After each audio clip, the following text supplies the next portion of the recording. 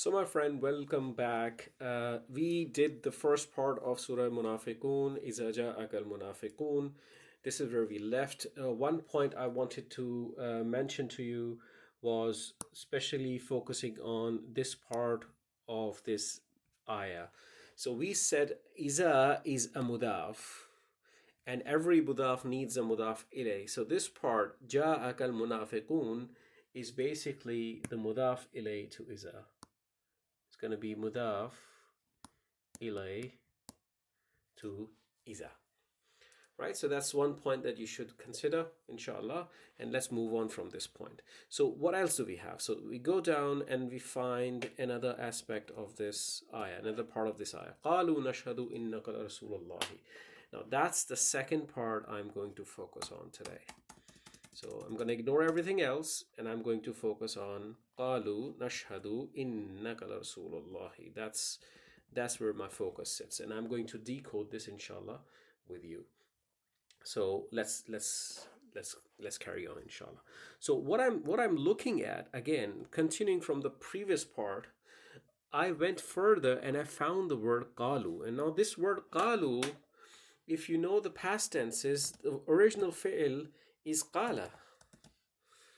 The original fi'l is qala, and qala, if you read the chart of the qala, you have qala, and then you have qala, and then you have qalu.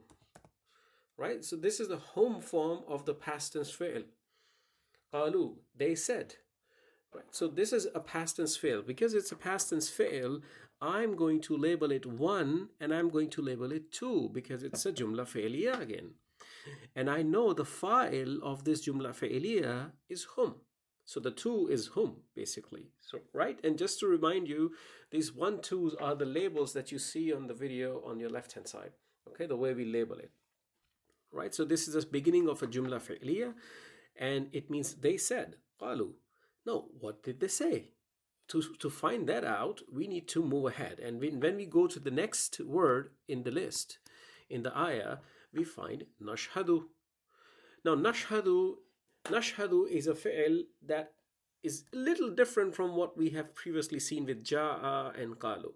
Now, with nashhadu, I'm looking at basically a beginning and the ending.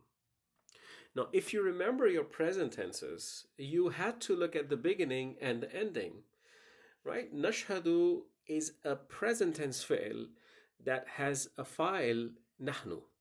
So labeling it again, this is the beginning of another jumla fi'liya. As you know, every fi'l is a jumla in itself.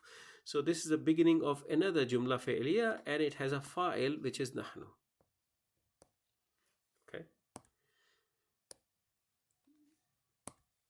Nahnu. Okay. Now this fa'il nahnu is inside nashhadu. And how do we know that this is nahnu? Because it begins with the nun and it ends with the u. So in the present tense world, you have the huwa form yashhadu, then you have hiya form which is tashhadu, then you have anta form that is tashhadu, then you have ana form which is ashhadu, and then you have nahnu form which is nashhadu. That's how we know, right? So we found another jumla fi'liya. Now this jumla fi'liya has its own fi'l and the fa'il, which is 1 and 2. Okay, does it have a maf'ul? We have just so we are clear. So we have not left qalu alone. So we're still trying to solve qalu, and we are going to come to the qalu again. But because now we have entered in the nashhadu world, we have to solve the nashhadu world first. Right? Think about it as follows. I'm going to help you a little bit. So you started with the qalu and you were solving the qalu, and then you entered the nashhadu world. So now you have to pause the qalu world for a bit until you solve the nashhadu world. So the nashhadu world started, and now you move ahead in the nashhadu world and you found innaka. Now as soon as you discover innaka, you know this is a harf of nasab. This is a harf nasab, inna, and attached pronoun ka. So when you discover a harf of nasab, you are basically looking at a mubtada. And mubtada, as far as our legend goes, we are labeling as an A. This is the mubtada. And now mubtada is not a jumla fi'liya word. it's totally a Jumla Ismiya world. So what we have entered, we were trying to solve the Nashhadu, but we entered another world of Jumla Ismiya. So now we need to go and solve the Jumla Ismiya world first. You see how nested these things are going? You started with Qalu, and then you encountered Nashhadu, and now you're solving Innaka. So it's Jumla inside a Jumla inside a Jumla. Right? So now first you need to solve the Jumla Ismiya. So let's solve Jumla Ismiya, where we already know Innaka is a Mubtada. Now, Mubtada needs a khabar or a muta'alliq bil khabar in a Jumla Ismiya to complete it. Mubtada alone cannot survive. Unlike fi'il, where fi'il can alone and independently survive as a Jumla Ismiya cannot just survive with a Mubtada. It does need a khabar, right? Or a muta'alliq bil khabar. So let's see what we find. So we go ahead and found la rasuluhu. Now this is interesting. La rasuluhu is basically two words. There's a lam and there's rasulu, right? There's a lam and there's rasulu. And now I know there is a harf of jar lam that makes an ism majroor, but this lam is not making rasulu majroor. Rasulu is still marfu. It is still rafa, right? So what sort of lam is this? So when a lam does not impact the status of an ism, it is highly likely as an emphasis lam. Okay, this is an emphasis lam. Now this lam can be translated as surely, truly, or in any other way that you see you can bring in an emphasis, right? But this is not a harf of jar lam. Rasulu is still marfu, right? It is still living its original status. Its status hasn't changed. So I'm going to label Rasulu as my khabar because I know khabar is rafa. And after mubtada, immediately what I'm getting is the word Rasulu, so I'm going to mark it B for now. Okay? But looking at a bit more closely, I realize this Rasulu is also not with a tanween. It is missing on tanween, meaning the double accent. It's not Rasulun like this, right? It is Rasulu. So when it is missing on tanween, it is light and it does not have an al. It is a potential mudaf. So when an ism becomes a potential mudaf, the only way to prove it's mudaf is to look further and see if there is a mudaf ilay. And you know mudaf ilay has to be majroor. So going ahead from Rasulu to the next word, and mudaf ilay in ism world is immediately after the mudaf. There cannot be long distance relationship in the middle, right? So it is immediately after, and you find that the word Allahi is in fact majroor. The word Allahi is in fact majroor. So an ism is majroor in hardly one or two scenarios, max three scenarios, right? So the first scenario is there's a harf of jar that is applying on that ism. So on the word Allah, there is no harf jar applying. The second is that it is a mudaf ilay to a mudaf.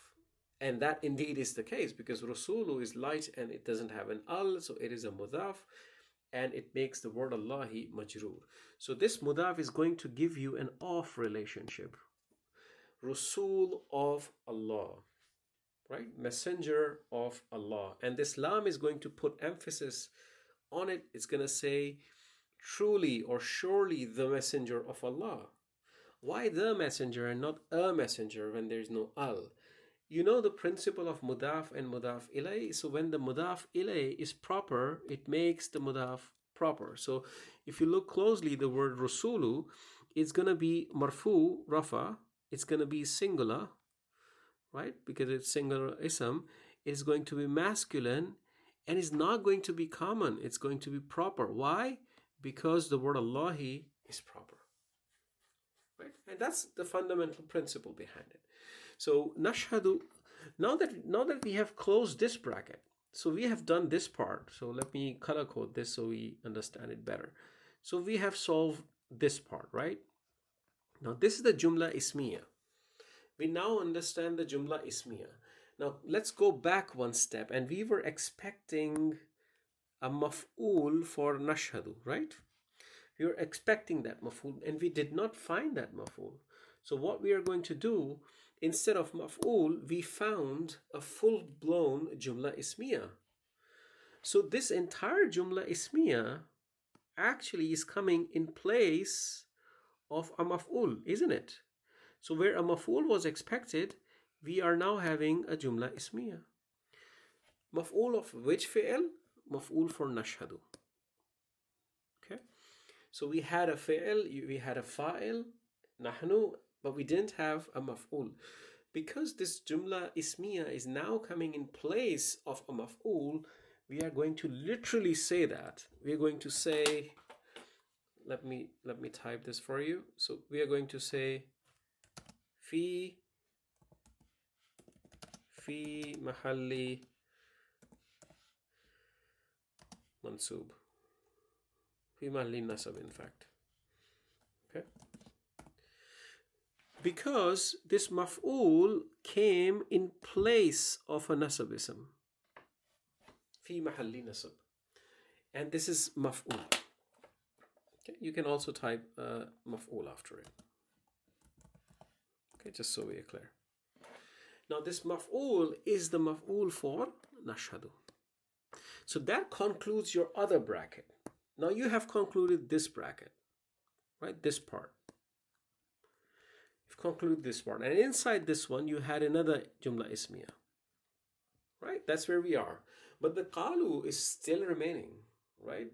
Now we go back to qalu, and qalu had a fi'l, and it had a fa'il, which is hum, and it was expecting a maf'ul, but it found nashhadu. So just like that, just like instead of a maf'ul, you saw the entire jumla fi'liya coming in place of a maf'ul. So what we are going to do is mark this entire jumla fi'liya as a maf'ul of qalu. Okay, this is a maf'ul of qalu, and for this one as well, we are going to say the same thing. We're going to say it's fi mahalli nasab maf'ul. Right. Now this maf'ul is for the qalu. You see how nested the sentence structure is, and now with this you have solved this entire part where the qalu started and all the way this bracket. This is a nested sentence structure. A jumla fi'liya inside a jumla fi'liya and jumla ismiya inside a jumla fi'liya, right? Now the important point here I would like to mention is that in the world of Arabic you do not have punctuations.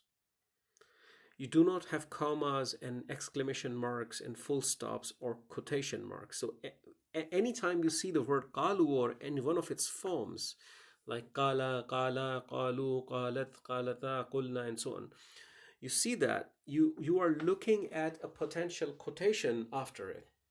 So keeping that in mind, so what I'm going to do is I'm going to, let's say,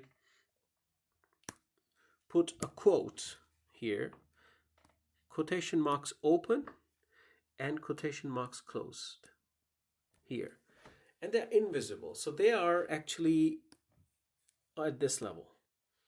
So this entire nashhadu innaka la rasulullahi is in the quotes. That's how you need to view this, right? So let's do a quick translation of this, and inshallah things will become clear. So they said, which is qalu, okay? Nashhadu is we testify, which is a present tense, okay? Present tense, we testify, innaka, indeed you. And now after mubtada you have an invisible is, so indeed you are.